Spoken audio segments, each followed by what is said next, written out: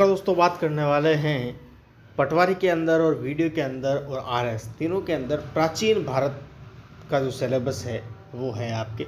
तो प्राचीन भारत की बात करने वाले हैं और ज़बरदस्त वीडियो होने वाला है, तो पूरा देखें। तो देखिएगा, बात करने वाले हैं सिंधु घाटी सभ्यता की। तो दोस्तों, बात करने वाले हैं सिंधु घाटी सभ्यता की। तो सिंधु घाटी सभ्यता की बात करते हैं तो देखिएगा, ये विश्व की प्राचीनतम सभ्यताओं में से एक है सिंधु घाटी सभ्यता। 1826 के अंदर चार्ल्स मेसन ने सर्वप्रथम इस पर प्रकाश डाला था। किस पर? सिंधु घाटी सभ्यता पर। किसने प्रकाश डाला था? चार्ल्स मेसन ने सर्वप्रथम इस पर प्रकाश डाला। फिर बात करते हैं 1853 के अंदर अलेक्जेंडर कनिंघम ने हड़प्पा का सर्वे किया था। क्या था? हड़प्पा का सर्वे किया था। 1856 की बात करें तो जॉर्ज बर्टन व विलियम बर्टन लाहौर से कराची के मध्य रेलवे लाइन बिछा रहे थे एवं उन्होंने अनजाने में हड़प्पा की ईंटों का प्रयोग कर लिया था। किसने कर लिया था प्रयोग? एक तो थे आपके जॉर्ज बर्टन और थे आपके विलियम बर्टन। ठीक है। 1856 के अंदर ही अलेक्जेंडर कनिंघम ने दूसरी बार हड़प्पा का सर्वे किया था। किसने किया था? अलेक्जेंडर कनिंघम ने हड़प्पा का दूसरी बार सर्वे किया था। बात करते हैं 1861 की। तो भारतीय पुरातत्व विभाग ASI की स्थापना होती है 1861 के अंदर। किसकी? ASI की। गवर्नर जनरल लॉर्ड कैनिंग के समय अलेक्जेंडर कनिंघम को ASI का जनक कहलाता है। ठीक है। 1921 की बात करें तो सर जॉन मार्शल ने दयाराम साहनी को हड़प्पा में उत्खनन हेतु नियुक्त किया था। किसने नियुक्त किया था?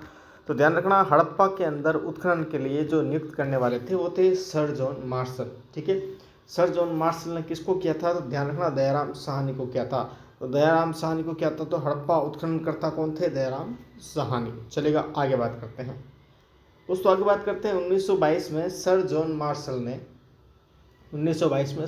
मार्शल ने राखलदास बनर्जी को मोहनजोदड़ो का उत्खननकर्ता नियुक्त किया था। तो ध्यान रखना, राखलदास बनर्जी ने मोहनजोदड़ो का उत्खननकर्ता किसने नियुक्त किया था? तो जॉर्ज मार्शल ने।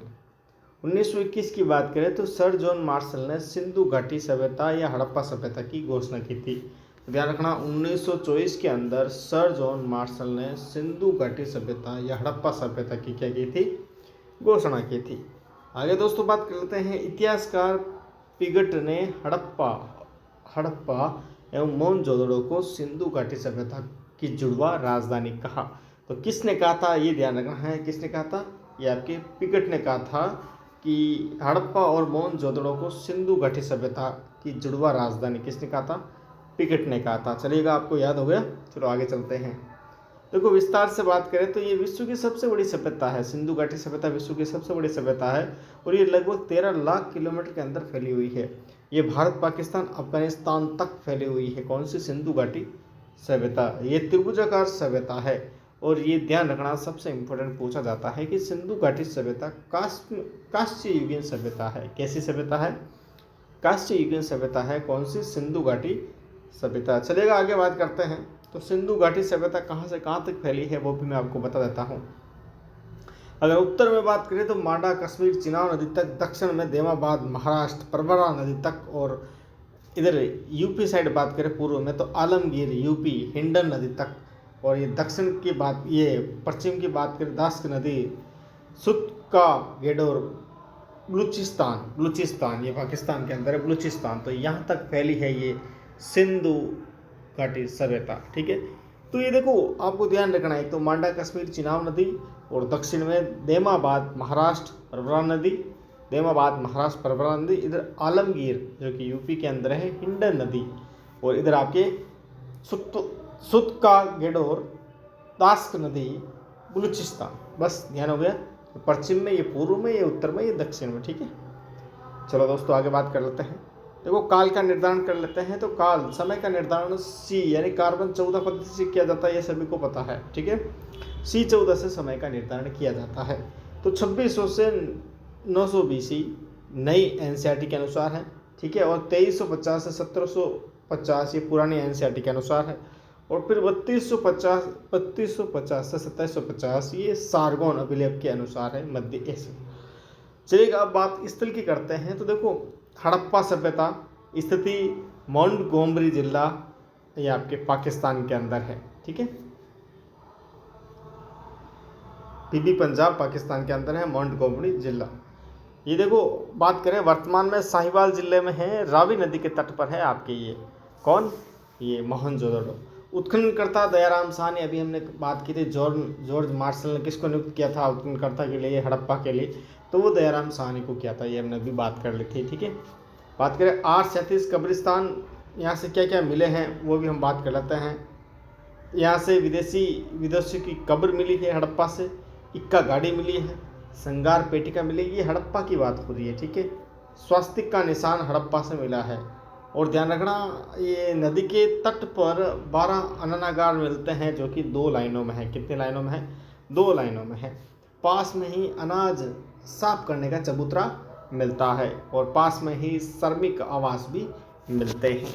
चलेगा, आगे बात कर लेते हैं। तो मोहनजोदड़ो दयाराम साहनी, ध्यान रखना बाकी जो उत्खनन करता है जो वहाँ से मिले हैं, जैसे कि स्नानागार मिले हैं, स्वास्तिक के निशान मिले हैं, ठीक है, इक्का गाड़ी मिली है, विदेशी की कब्र मिली है, तो ये है। देखो सिंधु घाटी की बात कर या हड़प्पा की बात हो गई, अब बात करते हैं मोहनजोदड़ो की। तो मोहनजोदड़ो कहाँ पर है? ये सिंध प्रांत, पाकिस्तान के सिंध प्रांत लकराना के अंदर है। ठीक है, लकराना सिंध प्रांत मोहनजोदड़ो, ध्यान रखना। तो मोहनजोदड़ो की बात करें तो लकराना सिंध प्रांत पाकिस्तान, ठीक है, सिंधु नदी के तट पर है। उत्खननकर्ता राखलदास बनर्जी, दयाराम साहनी हड़प्पा के थे, ये आपको ध्यान रखना है। मोहनजोदड़ो का शाब्दिक अर्थ होता है मृतकों का टीला, और मोहनजोदड़ो किस भाषा में है? सिंधी भाषा में है। विशाल स्नानागार मिले कहाँ से? मोहनजोदड़ो से। और अन्नागार मिले थे आपके हड़प्पा से। देखो अन्नागार थे यहाँ पर, अन्नागार मिले, ठीक है, जबकि स्नानागार कहाँ पर मिले? मोहनजोदड़ो में मिले, ये आपको ध्यान रखना है।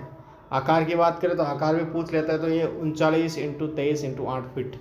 इसके उत्तर व दक्षिण में सीढ़ियाँ बनी हुई है, किसमें? मोहनजोदड़ो में, ठीक है।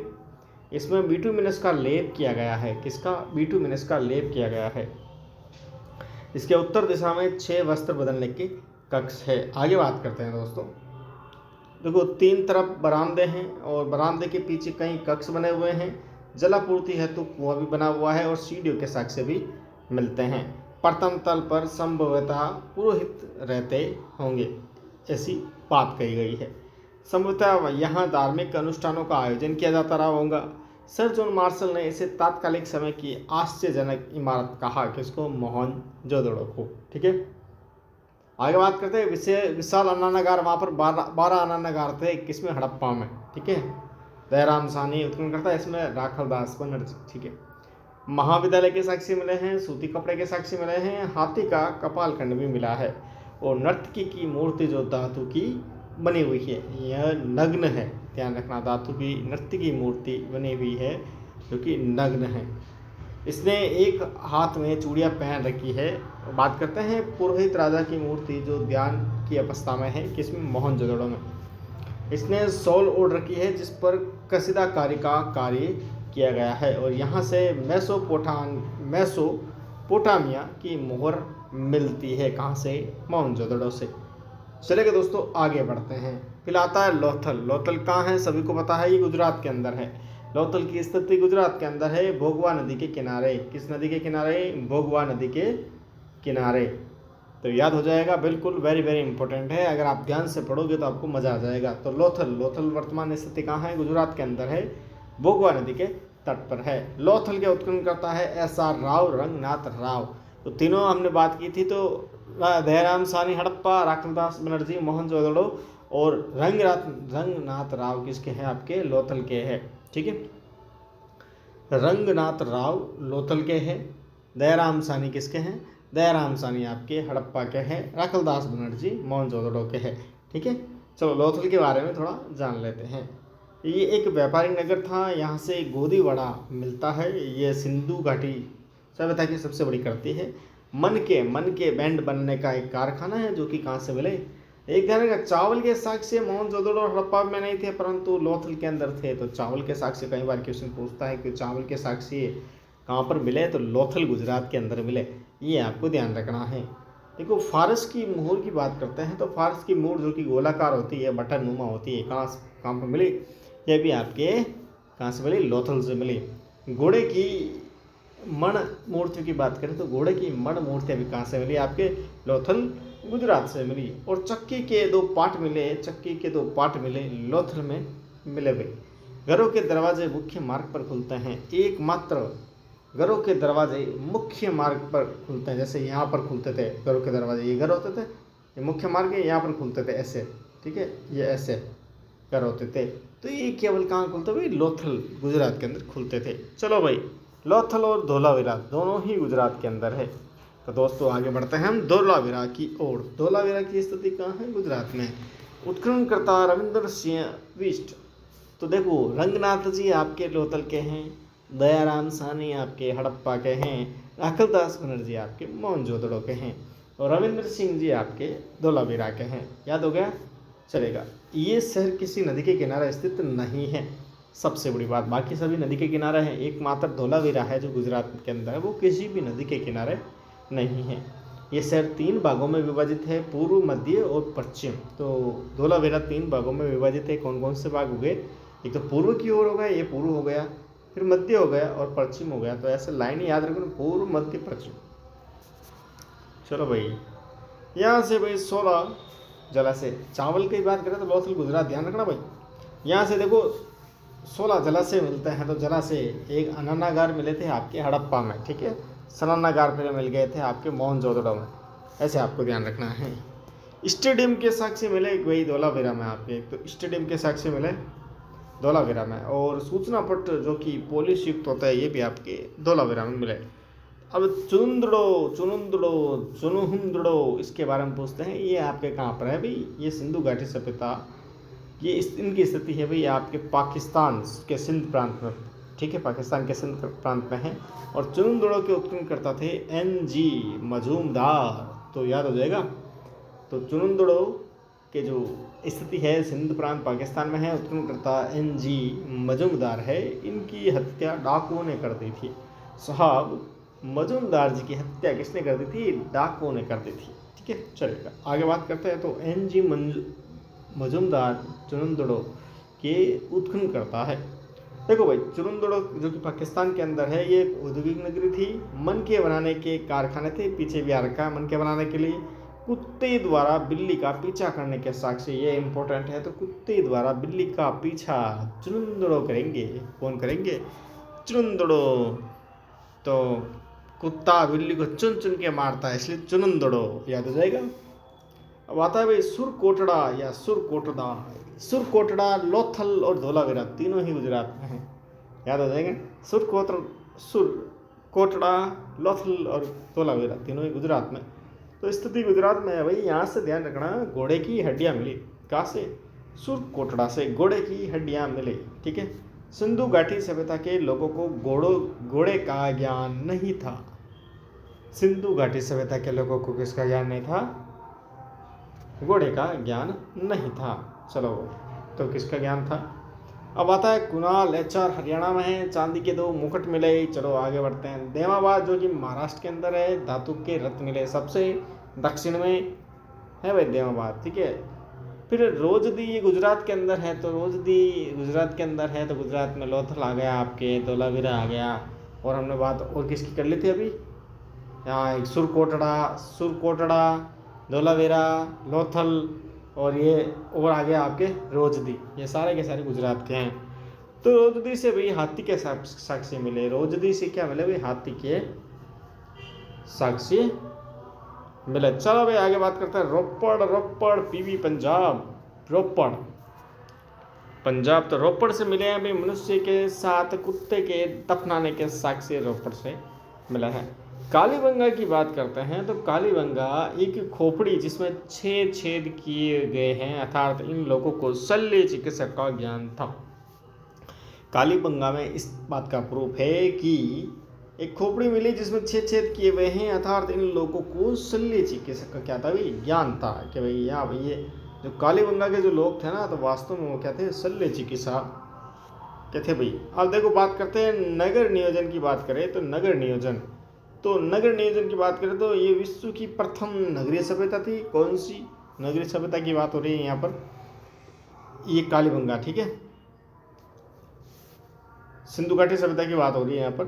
ये नगरीय नियोजन, ये यहाँ पर कालीबंगा का टॉपिक चल रहा है, देखते हैं अभी। ये अपनी विशिष्ट नगर नियोजन के लिए प्रसिद्ध है बिल्कुल। और नगर को दो भागों में बांटा गया है। एक तो पूर्वी भाग ये आवासीय भाग होता था, और पश्चिमी भाग ये हिस्सा दुर्गीकृत होता था एवं ऊंचे टीले पर स्थित होता था। सड़कें एक दूसरे को समकोण पर, ये कालीबंगा की बात हो रही है यहाँ पर, सड़कें एक दूसरे को समकोण पर काटती थी, शहर पैटर्न पर बसे हुए थे और घरों के मुख्य दरवाजे मुख्य मार्ग पर नहीं खुलते थे। ध्यान रखना, अपवाद लोथल है, लोथल के खुलते थे, इसके नहीं खुलते थे। इसका मतलब सिंधु घाटी सभ्यता की बात हो रही है। एक घर में सामान्यतः 3 या 4 कक्ष, रसोई, आंगन होता था। उन्हें सीढ़ियों का ज्ञान नहीं था। कुछ घरों में कुएं के साक्ष्य मिले। मोहनजोदड़ो से लगभग 700 कुएं प्राप्त होते हैं। इन नगरों में उत्कर्ष जल निकासी की व्यवस्था होती थी। मुख्य मार्ग पर नाले को साफ करने के लिए मैन होल होता था। नालियों को ईंटों से ढका जाता था। सामान्यतः पक्की ईंटों का प्रयोग करते थे और ईंटों का आकार होता था 4x2x1। ठीक है। अब सिंधु घाटी सभ्यता की बात करें तो इसकी राजनीतिक स्थिति देखें तो जानकारी का अभाव है। संभवतया पुरोहित वर्ग के पास में शासन रहा होगा। संपूर्ण सिंधु घाटी सभ्यता में एक ही प्रशासनिक व्यवस्था रही होगी। सामाजिक स्थिति की बात कर लेते हैं तो मात्र सत्तात्मक संयुक्त परिवार होते थे और समाज संभवतः 4 भागों में विभाजित था। कौन कौन से 4 भाग थे? तो पुरोहित वर्ग, व्यापारी वर्ग, किसान वर्ग, श्रमिक वर्ग, ये 4 भाग थे। पुरोहित, व्यापारी, किसान, श्रमिक। कौन कौन से 4 भाग थे? पुरोहित, व्यापारी, किसान, श्रमिक। ठीक है। आगे बात करते हैं। बड़ी मात्रा में मातृदेवियों की मूर्तियां मिलती हैं और ये शांतिप्रिय लोग थे क्योंकि अत्यंत कम मात्रा में हथियार मिलते हैं। पुरुषों एवं महिलाएं श्रृंगार करते समय जवारात पहनते थे। सिंधु घाटी सभ्यता की बात हो रही है। लोग शाकाहारी और मांसाहारी दोनों थे। और यहाँ पर बात करें शतरंज व मुर्गे की लड़ाई आज भी खेलते हैं। कहाँ की प्रसिद्ध है कमेंट में जरूर बताएं। और अंतिम संस्कार की तीनों विधियों का प्रचलन था। तो अंतिम संस्कार की 3 विधियाँ कौन सी थी? एक तो पूर्ण समाधान करना और आंशिक समाधान और दाह संस्कार, ये 3 थे। पूर्ण, आंशिक और दाह, ये तीनों प्रचलित थी। और ये आत्मा व पुनर्जन्म में विश्वास करते थे सिंधु घाटी सभ्यता के लोग। लोथल से 3 और कालीबंगा से 1 युग्मी मत समाधान मिलता है। लोथल से 3 मिलते हैं, कालीबंगा से 1 मिलता है। धार्मिक स्थिति की बात करें तो प्राकृतिक बहुदेववाद में विश्वास करते थे। पुरुष एवं महिला देवताओं को पूजते थे और इस काल में देवताओं की मूर्तियां मिलती है लेकिन मंदिर बनना आरंभ नहीं हुए थे। ये अंधविश्वासी थे। कौन? सिंधु घाटी सभ्यता के लोग। ये जादू, टोने, टोटके में विश्वास करते थे। चलो आगे बात करते हैं। बलि प्रथा में भी विश्वास करते थे। कालीबंगा में हवन कुंड मिलते हैं। ये वृक्ष पूजा, जल पूजा, लिंग पूजा यानी योनि पूजा में विश्वास करते थे। इन्हें ध्यान एवं योग का ज्ञान था। मोहनजोदड़ो से एक मोहर मिलती है जिस पर आंध्र शिवा का चित्र मिलता है। ये ध्यान रखना, मोहनजोदड़ो। ठीक है। आगे बात करते हैं। सर जॉन मार्शल ने इन्हें पशुपतिनाथ कहा था। ठीक है, इनको आधा शिवा को। आर्थिक स्थिति की बात करते हैं तो कृषि आधारित अर्थव्यवस्था थी। अधिशेष उत्पादन होता था जिन्हें बड़े बाजारों या शहरों में बेचा जाता था। जैसे गेहूं हो गया, सरसों हो गया, चना हो गया, मटर हो गया, रागी हो गया, ये क्या थी? प्रमुख फसलें थी। ठीक है। फिर बात करते हैं, इन्हें चावल एवं बाजरे का ज्ञान नहीं था, यानी चावल और बाजरे का ज्ञान बिल्कुल भी नहीं था। आगे बात करते हैं। लोथल से चावल के साक्ष्य प्राप्त होते हैं, जो मैं आपको पहले बता चुका हूँ कि लोथल जो कि गुजरात के अंदर है, क्या प्राप्त हुए? चावल प्राप्त हुए। करता रविंद्र सिंह बिष्ट। रंगपुर से चावल की भूसी मिलती है। रंगपुर, ये भी गुजरात के अंदर ही है रंगपुर। तो रंगपुर से, लोथल से चावल और उसी के पास रंगपुर में आपके चावल की भूसी मिलती है। वही कहाँ से? गुजरात से। ठीक है। रंगपुर उत्तर हड़प्पन स्थल है। देखो, सोतुगई ये अफगानिस्तान के अंदर है। ये ओक्सस रिवर के किनारे। अब देखो, धोलावीरा भी अब गुजरात में है। धोलावीरा से जलाशय के साक्ष्य मिलते हैं। ये पशुपालन भी करते थे। धोलावीरा जो कि गुजरात के अंदर है, पशुपालन भी करते थे। जैसे गाय हो गया, भैंस हो गया, भेड़ हो गया, बकरी हो गया, खरगोश हो गया, कुत्ता हो गया, बिल्ली हो गया, इनके क्या थे? प्रिय पशु थे। क्या थे? प्रिय पशु थे। आगे बात करते हैं। देखो, ऊंट, घोड़ा, हाथी से परिचित नहीं थे, विदेशी व्यापार होता था।